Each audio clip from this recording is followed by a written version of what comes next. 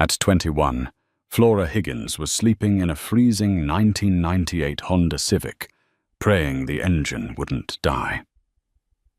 3 days later, she bought an abandoned Montana ranger station for a single $10 bill. She thought she was just buying a roof. Instead, she bought a deadly 80-year-old secret. The winter of 2018 in Missoula, Montana, was unrelenting. For Flora Higgins, it wasn't just cold. It was a daily fight for survival. At 21, when most of her peers were stressing over college midterms or weekend plans, Flora was mapping out which 24-hour big box store parking lots had the most lenient security guards. After a devastating string of medical bills from her late mother's battle with cancer, Flora's waitressing wages simply couldn't keep the lights on. The eviction notice had been taped to her apartment door on a Tuesday.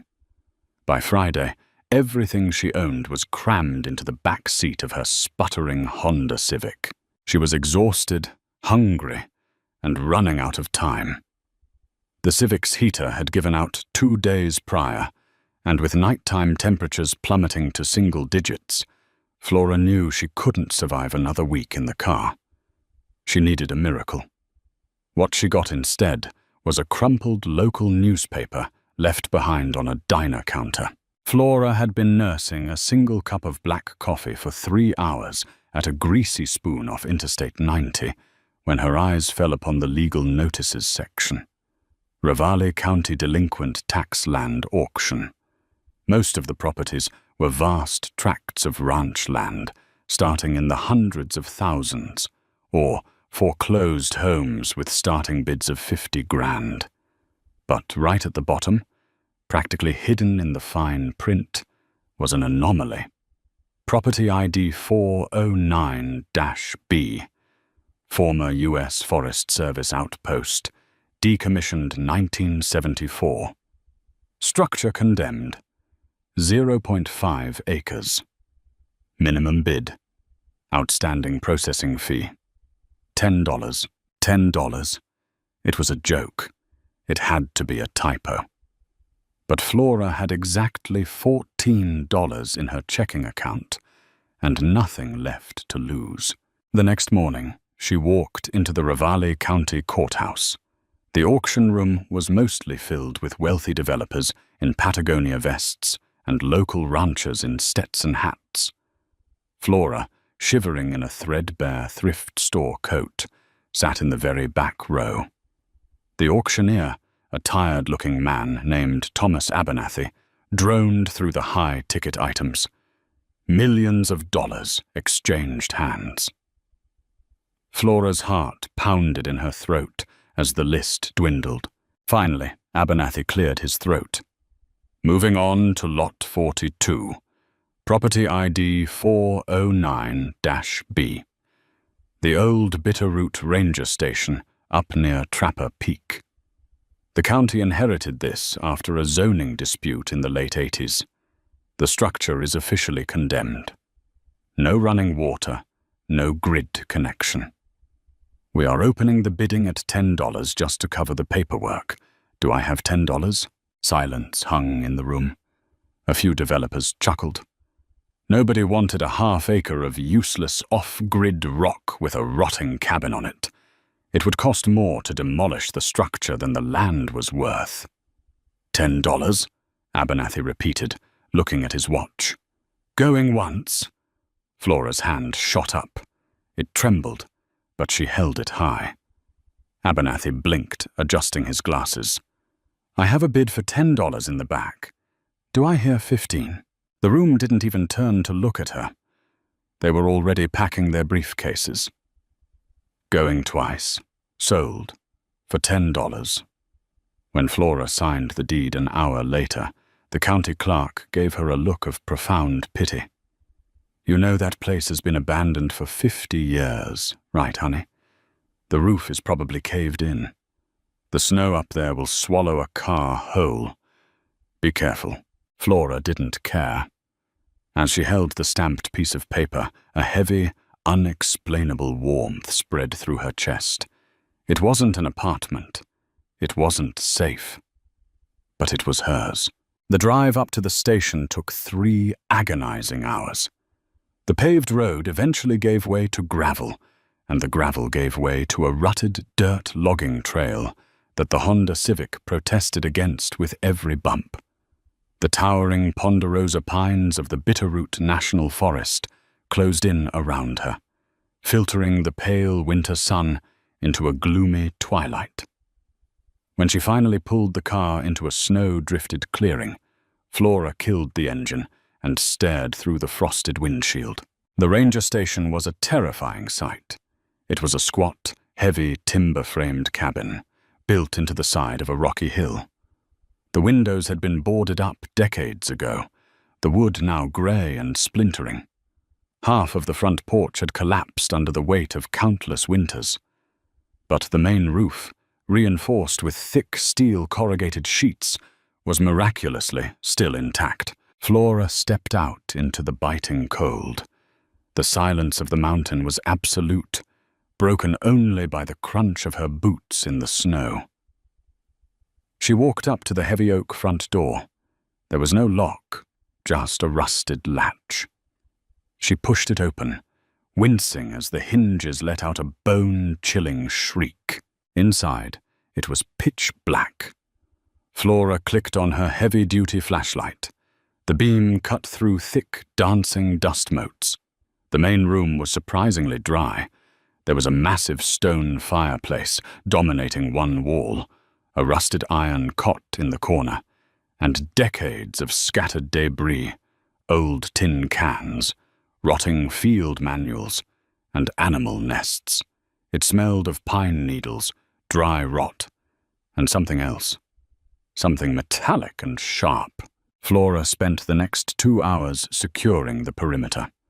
She hauled her meager supplies inside, set up her sleeping bag on the iron cot, and managed to start a small fire in the hearth using broken floorboards and dead branches she found outside.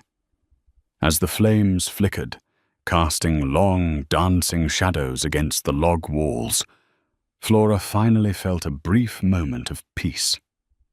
But as she walked across the room to fetch her water jug, her boot caught on something. She stumbled, shining her flashlight down at the floor. The linoleum was peeling away in thick, brittle flakes, but right in the center of the room, beneath the grime and dust, the floorboards didn't run parallel to the rest of the cabin. They formed a distinct square. Flora dropped to her knees. She pulled out her pocket knife and scraped away the decades of hardened dirt. The outline of a heavy wooden trapdoor revealed itself. Her heart began to race. A basement? In an off-grid ranger station? She wedged her knife into the seam and pried upwards. The wood groaned but didn't budge. She dug frantically, clearing the edge of the trapdoor until her blade hit solid metal. She brushed away the debris. Securing the trapdoor to the floor was a massive, industrial-grade padlock, bolted through a heavy iron hasp. It wasn't the kind of lock you used to keep animals out. It was the kind of lock you used to keep a dark, terrible secret buried forever. Sleep was impossible. Flora lay on the cot, the fire dying down to glowing embers, her eyes fixed on the square outline in the floorboards. The wind howled outside, rattling the corrugated roof, but all Flora could hear was the deafening silence of whatever lay beneath her. Why would the Forest Service heavily padlock a basement trapdoor from the outside and leave it to rot? As soon as the first grey light of dawn crept through the gaps in the boarded-up windows, Flora was up. She bundled herself in every layer of clothing she owned and ventured out into the freezing morning. Behind the main cabin sat the skeletal remains of a maintenance shed. She spent an hour digging through snow and collapsed timber until her gloved hands closed around the cold, rusted shaft of a 3-foot iron crowbar. Back inside the cabin, Flora stood over the trapdoor. She wedged the forked end of the crowbar under the heavy iron hasp. She took a deep breath, braced her boots against the floorboards, and threw all her meager weight into the iron bar. Nothing. The 80-year-old lock held firm. Flora screamed in frustration, a raw sound that echoed off the empty walls. She repositioned the crowbar, this time using a loose brick from the fireplace as a fulcrum. She jumped onto the end of the bar. Crack! The sound was like a gunshot. The rusted screws holding the hasp to the floorboards violently tore free, sending Flora tumbling backward into the dust. She scrambled to her feet, her heart hammering against her ribs. The padlock, still attached to the broken hasp, lay uselessly to the side. Flora grabbed her flashlight, hooked her fingers into the iron ring of the trapdoor, and pulled. It was incredibly heavy, the wood swollen with age, but slowly, agonizingly, it swung open on screaming hinges. A blast of stale, freezing air rushed up from the dark, smelling of ozone, mildew, and earth. She shone the beam down. A steep, narrow set of concrete stairs descended into absolute blackness. "Hello?" Flora called out, feeling foolish the moment the word left her lips. Only a hollow echo replied. Taking a deep breath, she began her descent. The stairs were slick with moisture. At the bottom, she found herself in a small, windowless concrete bunker. It was shockingly well built, far too reinforced for a simple storage cellar. The flashlight beam swept across the room, illuminating wooden shelves lined with rows of shattered glass jars. But it was what sat in the center of the room that made Flora freeze. It was a military-style footlocker, painted olive drab, its corners reinforced with heavy brass. Unlike the padlock upstairs, this trunk wasn't locked. The latch was merely flipped down. Flora approached it slowly, feeling the overwhelming sensation that she was trespassing on a tomb. She knelt on the cold concrete, flipped the latch, and pushed the heavy lid open. The first thing she saw was a thick leather-bound ledger. The leather was cracked and pale with age. Flora picked it up, her hands trembling. She opened to the first page. The handwriting was elegant, written in faded fountain pen ink. Property of Arthur Pendleton. Head Ranger, Outpost 42. October 14th, 1934. 1934. The heart of the Great Depression. Flora carefully turned the pages. They weren't forestry logs. They were dates, names, and massive numerical figures. Transfer to Spokane, $40,000. Redirect to Helena route, $15,000. Underneath the ledger, filling the entire trunk, were stacks of tightly wrapped wax paper bundles. Flora set the flashlight down, her hands shaking violently now. She reached in and pulled out one of the bundles. She tore at the brittle wax paper. Green paper spilled into her lap. Flora gasped, dropping the bundle. She stared in shock. They were bills, but not modern currency. They were crisp, uncirculated $100 bills, bearing seals she didn't recognize. She picked one up, bringing it close to the flashlight. It wasn't a standard Federal Reserve note. The text across the top read, "Silver Certificate." She frantically tore open another bundle. 50s. Another. Hundreds. The trunk was packed to the brim. She was looking at hundreds of thousands of dollars, maybe millions, hidden by a ranger in 1934. "I'm rich," she whispered into the dark, the words tasting completely foreign in her mouth. "I'm actually rich." Thud. The heavy sound of a footstep directly above her head snapped Flora out of her trance. She froze, the silver certificate slipping from her fingers. Someone was in the cabin. Flora quickly killed her flashlight, plunging the bunker into pitch blackness. She held her breath, straining her ears. The floorboards above creaked ominously. Heavy, deliberate footsteps were pacing the perimeter of the room. "Hello?" A gruff, deep voice called out. It didn't sound friendly. It sounded angry. "I know someone's in here. Saw the damn tire tracks in the snow." Flora's mind raced. She was miles from civilization, no cell service, trapped in a basement with a fortune in stolen Depression-era money. She felt around in the dark, her hand closing over the heavy shaft of her flashlight. It was her only weapon. She crept up the concrete stairs, agonizingly slow, until her eyes leveled with the top of the trapdoor. Standing in the center of her cabin was a massive man in a heavy Carhartt jacket and mud-caked boots. He had a thick, unkempt beard and was holding a heavy hunting rifle, the barrel pointed casually toward the floor. "Listen to me very carefully," the man barked, his voice echoing in the small cabin. "My name is Boyd Henderson. This land belongs to my family. My grandfather ran this ridge. The county had no right to auction it off, and I missed the damn gavel by 1 hour." He paused, his eyes scanning the room, finally locking onto the open trapdoor. A cruel smile spread across his face. "Well, well, you found Arthur's little hidey hole, didn't you?" Flora gripped the flashlight tighter, her knuckles turning white. Boyd stepped closer to the edge of the trapdoor, the barrel of his rifle lowering until it was pointed directly into the gloom where Flora crouched. "Come on up, little girl," Boyd sneered. "We need to have a talk about the rent, and about what you just found in my grandfather's basement." Flora looked back down into the dark. She looked at the fortune that could save her life, and the man standing between her and freedom. The $10 miracle had just turned into a nightmare.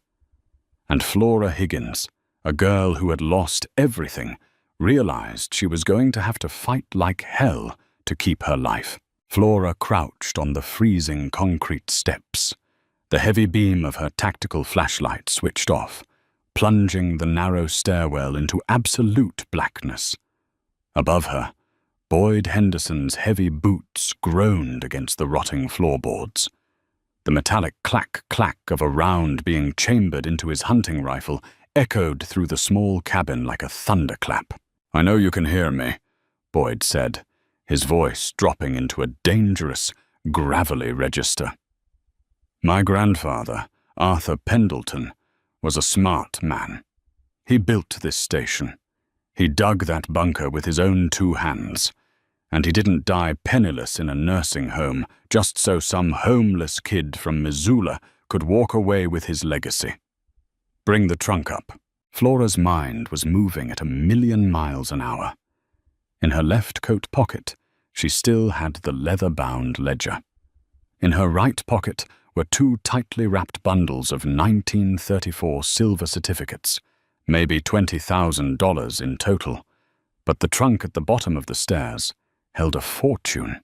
"I don't know what you're talking about," Flora shouted back, her voice shaking just enough to feign absolute panic, though a cold, calculated survival instinct was beginning to take over.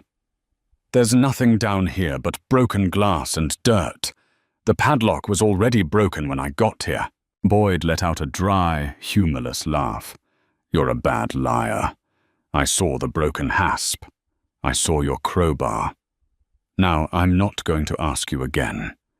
You carry those bundles up here, and maybe I let you walk back to that piece of trash Honda Civic and drive away." He was lying. Flora knew it with absolute certainty. You don't let a witness walk away when there are millions of dollars of untraceable Depression-era cash on the line. If she walked up those stairs, he would shoot her and bury her in the very bunker she had just unsealed. Flora slowly retreated down the stairs, her boots making agonizingly soft scuffs against the concrete. She reached the bunker floor and turned her flashlight on its lowest, dimmest setting, keeping the beam pointed at the ground. She needed a weapon. She needed a distraction. Her eyes scanned the dusty wooden shelves lining the walls. Most of the glass jars had shattered over the decades, their contents reduced to dried, unidentifiable black husks.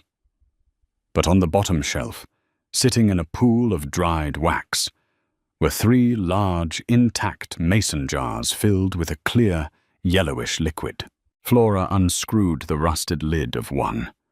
The smell hit her instantly, sharp, volatile, and overwhelmingly chemical. Turpentine. Arthur Pendleton had stored highly flammable solvents down here to thin the heavy oil paints used for the station's exterior. "I'm losing my patience!" Boyd roared from above. The floorboards directly over Flora's head vibrated as he stomped his foot. "I'm counting to 3, and then I'm coming down there. 1! Flora grabbed 2 jars of turpentine. She silently crept back up the concrete stairs. 5 steps, 4 steps, 3. She stopped just below the lip of the trapdoor, hidden in the shadows. 2!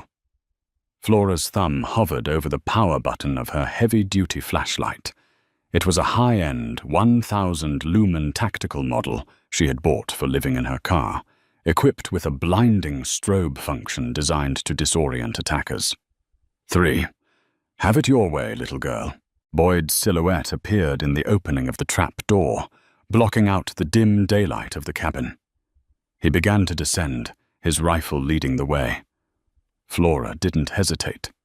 She slammed her thumb onto the flashlight's button, aiming the lens directly into Boyd's face.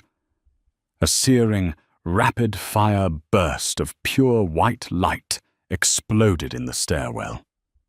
Boyd screamed, dropping his heavy jacket sleeve over his eyes as the strobe blinded him instantly. His finger jerked against the trigger. Bang! The rifle discharged, the gunshot deafening in the confined space. The bullet shattered the concrete wall inches from Flora's head, sending razor-sharp shrapnel slicing across her cheek. Ignoring the stinging pain, Flora hurled the first mason jar of turpentine directly at his chest. The heavy glass shattered against his jacket, dousing him in the foul-smelling chemical. Before he could recover, she threw the second jar at his boots. It smashed against the stairs, slicking the wet concrete with volatile oil. "You little—" Boyd roared, swinging the rifle blindly. Flora didn't back down. She lunged forward. She drove her shoulder directly into his knees. Boyd, blinded by the strobe and slipping on the turpentine-slicked stairs, lost his balance entirely. With a heavy, panicked shout, he tumbled backward. His massive frame crashed violently down the concrete steps, his head striking the floor of the bunker with a sickening thud. The rifle clattered into the darkness. Flora didn't wait to see if he was conscious. She scrambled up the remaining steps and threw herself into the main cabin. She grabbed the heavy wooden trapdoor and slammed it shut with a deafening crash. The hasp was broken. She couldn't padlock it. Panic rising in her throat, Flora looked wildly around the room. The rusted iron cot in the corner. She ran to it, her boots slipping on the dusty floorboards, and threw all her body weight against the frame. Metal shrieked against wood as she dragged the heavy bed across the room, wedging it directly over the trap door. Beneath her, a muffled groan drifted up through the floor. Boyd was waking up. Flora wasn't done. She ran to the massive stone fireplace and began hauling loose river stones, stacking them onto the iron cot to add agonizing weight. She piled rotting logs, her own supply crates, and anything else she could find. Thump! The trapdoor shuddered as Boyd slammed his shoulder against it from below. The iron cot groaned, but the sheer weight held the door in place. Thump! Let me out of here, Boyd screamed, his voice muffled but terrifyingly violent. I'll kill you. I swear to God, I'll kill you. Flora grabbed her car keys from the table. Her cheek was bleeding freely, her hands were shaking violently, and her lungs burned from the dust and adrenaline. She bolted out the front door of the cabin and into the freezing mountain air. The bitter winter wind hit Flora like a physical blow as she sprinted through the knee-deep snow toward her Honda Civic. The sky had darkened into a bruised purple, and heavy snowflakes were beginning to fall. A blizzard was rolling in. She threw herself into the driver's seat, slamming the door shut and locking it. Her hands were trembling so violently, she dropped the keys into the footwell. She swore, blindly digging around the frozen floor mats until her frozen fingers brushed the metal. Thump! Crash! The sound echoed off the mountainside. Flora looked through the snow-caked windshield. The front door of the cabin was shuddering. Boyd was awake, and he was furious, firing his rifle blindly through the trapdoor to shatter the floorboards. It was only a matter of time before he broke through the wood entirely. Flora jammed the key into the ignition and turned it. The engine whined. It sputtered, coughed, and died. No, no, no, please, Flora begged, pumping the gas pedal. Not today. Come on. She twisted the key again. The starter motor ground agonizingly, fighting against the frigid oil and the deadening cold. Inside the cabin, a sharp, splintering sound rang out. He was breaking through. Flora slammed her fist against the steering wheel and held the ignition over. With a violent shudder and a cloud of black exhaust, the Civic's engine roared to life. She slammed the car into reverse, tires spinning wildly on the ice before finally catching traction on a patch of gravel. The car shot backward, narrowly missing a towering ponderosa pine. She threw it into drive and floored it. The descent down the mountain was a nightmare of sliding tires, sheer drop-offs, and blinding snow. Flora drove with a reckless desperation, her knuckles white on the steering wheel, her eyes darting to the rear-view mirror every few seconds, half expecting to see Boyd's headlights cutting through the storm behind her. But the mountain road remained empty. She had trapped him long enough. It took 2 terrifying hours to reach the Missoula city limits. Flora didn't go back to her usual parking lot. She didn't go to a diner. She followed the signs straight to the imposing glass and steel building of the local FBI field office. When she burst through the double doors of the lobby, coated in dirt, smelling of turpentine, with dried blood crusted on her cheek, the front desk agent immediately stood up and unholstered his sidearm. "I need to speak to someone in charge," Flora gasped, leaning heavily against the security desk. "I just bought a property, and I found something. Someone tried to kill me for it." Special Agent Gregory Miller was a seasoned investigator who had spent 2 decades dealing with sovereign citizens, rural drug rings, and local disputes. But as he sat in the stark interrogation room across from Flora, his professional stoicism completely fractured. Flora reached into her heavy coat and pulled out the cracked leather ledger, sliding it across the metal table. Then she pulled out the 2 tightly bound packages of uncirculated 1934 silver certificates and set them down next to it. "Property ID 409-B, Flora said, her voice finally steady. "There's a man named Boyd Henderson trapped in a bunker under the floorboards, and there is a trunk down there with at least 2 million more of these." Agent Miller carefully opened the ledger. He read the first few entries, his eyes widening. He picked up one of the $100 bills, holding it up to the fluorescent light. "Where did you say you found this?" Miller asked, his voice hushed. "The old Bitterroot Ranger Station." Miller closed the ledger, a look of utter disbelief on his face. "In 1934, an armored train car carrying Federal Reserve transfers from Chicago to Seattle was robbed at gunpoint by a crew associated with the Chicago outfit. $2 million in silver certificates vanished. The FBI suspected a local Forest Service ranger had aided in hiding the stash, but they never found the money. The ranger disappeared. Flora stared at him. Arthur Pendleton. He was the bag man, Miller whispered. He hid the money and let the mob tear itself apart looking for it. And his grandson must have spent his whole life trying to find the property. Within an hour, a heavily armed tactical team of FBI agents and state troopers was mobilizing up the mountain. By the time they reached the cabin, Boyd Henderson had managed to hack his way through the splintered trap door, but he hadn't made it far.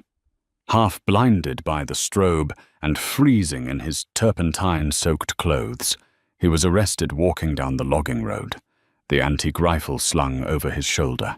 Down in the bunker, Federal agents recovered the olive-drab footlocker. Inside was $2.4 million in pristine, uncirculated Depression-era currency. It was the largest recovery of stolen historical bank funds in Montana's history. Because the money was the product of a federal robbery, it legally belonged to the U.S. Treasury. But Flora Higgins was no longer the desperate, unhoused 21-year-old girl praying for a miracle. She hired one of the best property lawyers in the state on contingency. Under the specific statutes governing the recovery of historical artifacts and federal reward structures for the return of stolen currency, Flora filed a massive claim. The legal battle took 6 months, but the government, eager to close an 80-year-old cold case and avoid a media circus, settled. Flora was awarded a 15% finder's fee of the recovered face value, plus a historical preservation buyout for the land, which the county had illegally auctioned without conducting a proper historical survey. Flora walked out of the federal courthouse with a check for $410,000. She didn't buy a mansion, and she didn't buy sports cars. She bought a small, warm, 2-bedroom house in a quiet Missoula neighborhood. She paid for her first semester of college in cash, and on a freezing Tuesday in December, exactly 1 year after she was evicted, she sold the sputtering 1998 Honda Civic to a local scrapyard. As she watched the tow truck haul the car away, Flora touched the faint silver scar on her cheek. She had risked everything for a $10 piece of useless rock, and in return, the mountain had given her exactly what she fought for, a future. Flora's terrifying fight for survival turned her $10 gamble into a multi-million-dollar triumph, proving that sometimes hitting rock bottom is the only way to find buried treasure. If this incredible true story of survival, history, and shocking twists kept you on the edge of your seat, hit that like button. Don't forget to share Flora's journey with your friends, and subscribe to our channel for more unbelievable, real-life mysteries that will leave you absolutely speechless.